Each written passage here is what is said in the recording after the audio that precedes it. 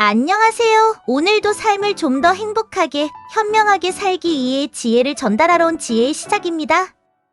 오늘의 이야기 시작합니다. 자주 접하는 유형의 사람들이 있다. 온 힘을 다해 자책하는 사람과 죽도록 남만 비난하는 사람이다. 자책하기 좋아하는 사람은 뭐든 자기 잘못이라고 생각한다. 상대방의 욕구를 내가 충족시켜 주지 못하거나 상대방이 나 때문에 기분이 상했다면 자기 잘못이라고 생각한다. 자신과 아무 상관없는 일로 상대방이 기분이 상했다고 해도 자기 잘못이라고 생각한다.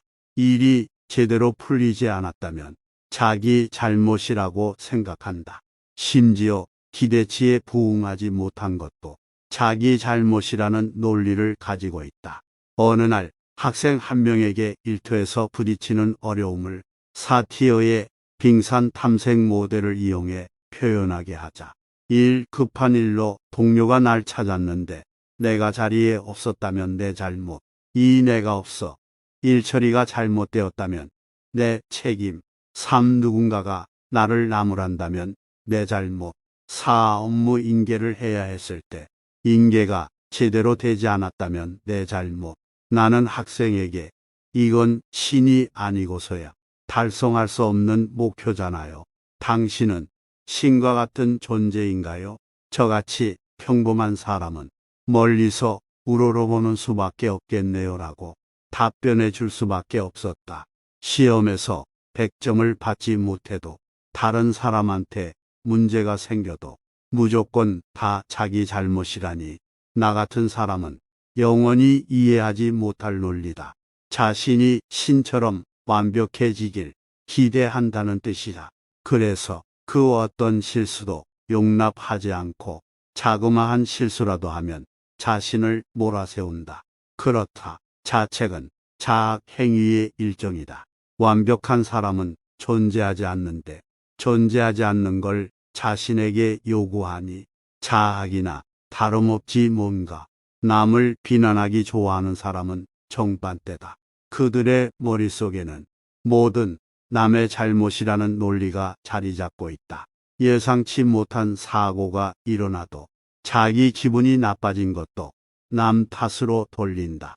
설령 자기가 틀렸더라도 상대방을 탓하거나 상대방이 먼저 틀렸기 때문에 문제가 일어났다고 생각한다. 심지어 상대방이 완벽한 사람이 아니라며 트집을 잡기도 한다. 내 수업을 들었던 학생 한 명은 회사에서 팀장직을 맡고 있었다. 어느 날 그는 부하 직원들에게 맡긴 일이 제대로 처리되지 않은 걸 발견하고 불같이 화를 냈다고 한다. 살다 보면 남에게 맡긴 일이 잘 안 되는 경우가 생기곤 하는데도 불구하고 그는 이렇게 생각했다. 자네들한테 일을 맡겼는데 전혀 하지 않았다니 다 자네들 잘못이네. 의견이 있어도 말도 안 하고 일도 안 했으니 다 자네들 잘못이지. 하겠다고 대답해 놓고 처리하지 않았으니 다 자네들 잘못이야.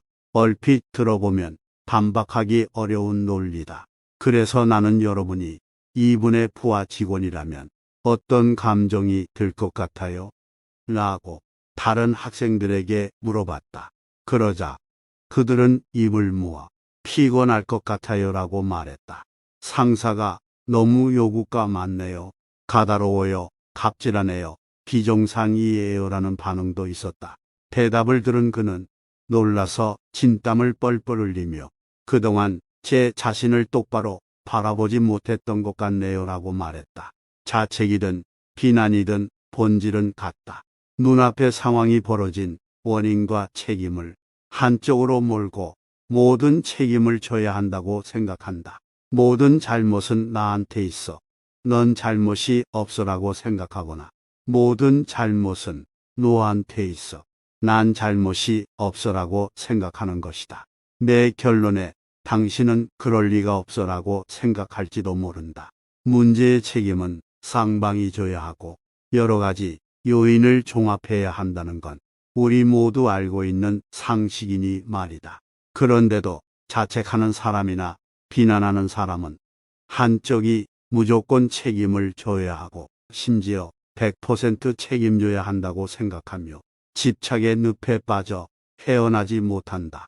심지어 이런 생각을 고수하기 위해 모든 감정적 에너지를 소모하기까지 한다.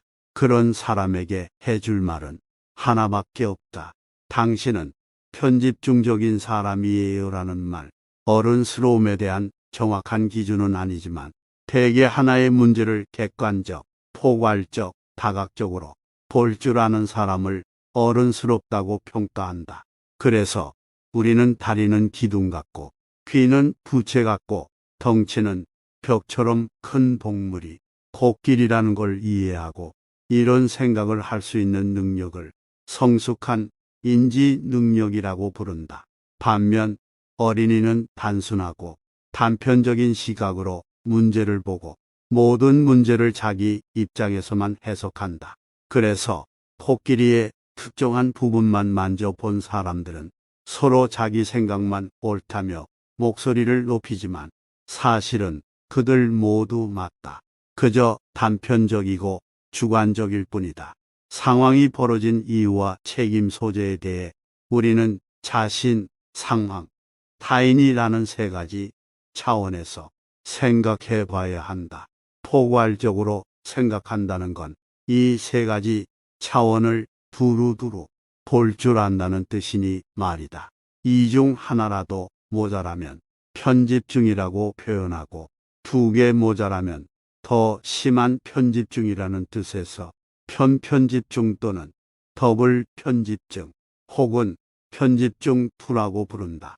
즉, 지금과 같은 상황이 벌어진 데에는 자신의 탓, 상대방의 탓뿐만 아니라 환경적인 탓도 있고 이 모든 요인은 동시에 존재하면서 각각 어느 정도 책임이 있다고 생각할 줄 알거니와 또 이 중 하나라도 바뀌면 결과도 바뀔 수 있다고 생각할 줄 알아야 한다는 뜻이다.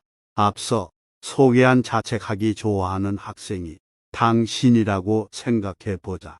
어떤 일이든 완벽하게 일을 처리했다면 훌륭하고 칭찬받을 일이다. 하지만 일이란 당신 혼자의 힘만으로 해낼 수 있는 게 아니기에 일 처리를 완벽하게 하지 못했더라도 전부 당신 탓은 아니다. 동료들이 비협조적이고 억지를 쓰거나 게으름을 피웠다면 당신도 어쩔 수 없다. 그건 동료들의 잘못이다. 또 문제를 둘러싼 상황과 배경도 살펴봐야 한다. 만약 회사가 폐업 직전이라 매달 임금을 체불하고 있다면 직원들은 당연히 나태해져 있을 것이다. 그 회사 팀장이 당신이라고 생각해 보자. 직원들이 일을 완벽하게 해내지 못했더라도 직원 탓만 할 게 아니다. 당신이 리더로서 안정적인 업무 환경을 조성해 주지 않으니 누가 자유롭게 의견을 말하겠는가? 또 당신은 약속한 일을 전부 다 지키는가? 건성으로 대답했던 일까지 전부 다 지키는가 말이다. 자기도 하지 못하는 일을 남한테 요구하니까 비상식적인 상사라는 평가를 듣는 것이다. 문제를 둘러싼 상황도 살펴봐야 한다. 당신이 업무 지시를 내렸을 때 직원들의 상태, 업무 강도, 난이도, 팀원 간의 호흡, 협조 수준, 사내 분위기 등을 고려해야 한다. 결국 문제가 발생한 데에는 자신의 잘못, 상대방의 잘못, 상황의 잘못이 모두 존재한다. 우리 모두 아무 잘못이 없을 때도 있다. 특정한 시스템에서 사는 우리는 때로 시스템의 모멘텀에 따라가는 수밖에 없다. 우리가 모멘텀에서 벗어나려고 의식하지 않을 때 더 그렇다. 상사가 주는 스트레스, 높은 난이도의 업무, 관계의 모멘텀 등에 떠밀려 맡은 일을 완수하지 못할 때도 있다. 친밀한 관계에서는 더 그렇다. 학벌이 별로라서, 성격이 별로라서 사이가 나쁘다고 자책하는 사람이나 배우자가 포용력이 부족하다거나 적극적이지 않다고 비난하는 사람은 한쪽이 전적으로 책임을 져야 한다며 편집증적으로 행동한다. 그들은 상대방을 고려하지도 않고 문제를 둘러싼 상황과 배경도 고려하지 않는다. 당신의 목적이 속 시원한 느낌을 즐기는 거라면 지금과 같은 사고방식을 고수해도 좋다.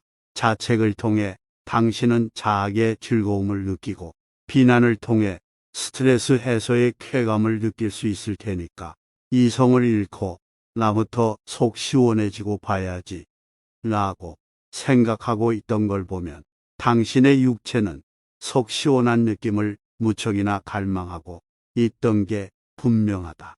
하지만 현실이 어떻든 간에 나 먼저 속 시원하면 그만이라고 생각하는 건 어린아이나 하는 짓이다. 당신의 목표가 더 좋은 상황을 만드는 거라면 현재 상황이 벌어진 이유를 객관적으로 추론하고 책임이 누구한테 있는지도 합리적으로 생각해보자. 합리적으로 추론하면 감정의 소용돌이에 빠지거나 자신을 심하게 억누르거나 분노하지 않을 수 있기 때문에 문제를 더 객관적이고 이성적으로 바라보고 현재 상황을 바꿀 수 있다. 우선 세 가지 요소를 바꿔보자. 자신을 바꾸고 타인을 바꾸고 상황을 바꿔보는 것이다. 시스템 내 모멘텀에도 변화를 일으켜 상황을 좋은 방향으로 이끌어 갈 수 있다. 세 가지 요소를 모두 바꿀 필요는 없다. 세 가지 중 하나만 바꾸더라도 관계 내 모멘텀의 변화를 느낄 수 있을 것이다. 당신과 배우자 사이에 이견이 생겼다고 가정해보자. 자신을 바꾸면 그 또는 그녀가 당신에게 반기를 들 가능성은 줄어들고 의견이 일치될 가능성은 커지니 문제가 해결될 확률도 높아진다. 당신을 바꾸는 것보다 그 또는 그녀를 바꾸기가 더 쉽다고 판단되면 친절한 태도를 보여주거나 상대방에게 화를 내므로써 그 또는 그녀를 바꿔보자 의견이 일치되고 문제가 해결될 확률이 높아진다. 당신도 자신을 바꾸고 싶지 않고 그 또는 그녀도 바뀌길 원하지 않는다면 바뀌기 쉬운 환경을 만들어 보자. 함께 온천을 가서 그 또는 그녀에게 마사지해 주며 휴가를 보내거나 업무 스트레스에서 벗어날 수 있는 느긋한 환경을 만들면 문제를 훨씬 쉽게 해결할 수 있다. 둘 사이의 감정적 문제가 아니라 업무 스트레스 같은 외부적인 요인이 이성 부부 관계를 둘러싼 상황에 영향을 끼칠 때도 있기 때문이다. 습관적으로 자책하는 사람이라면 편집증적인 행동에서 벗어날 수 있도록 타인 또는 상황에 책임이 있진 않은지 찾아보자. 습관적으로 타인을 비난하는 사람이라면 자신 또는 상황에 책임이 있진 않은지 찾아보자. 당신의 목적은 무엇인가? 문제를 해결하는 것인가? 스트레스를 해소하는 것인가? 편집증적 사람이 되는 것인가? 유연한 사람이 되는 것인가?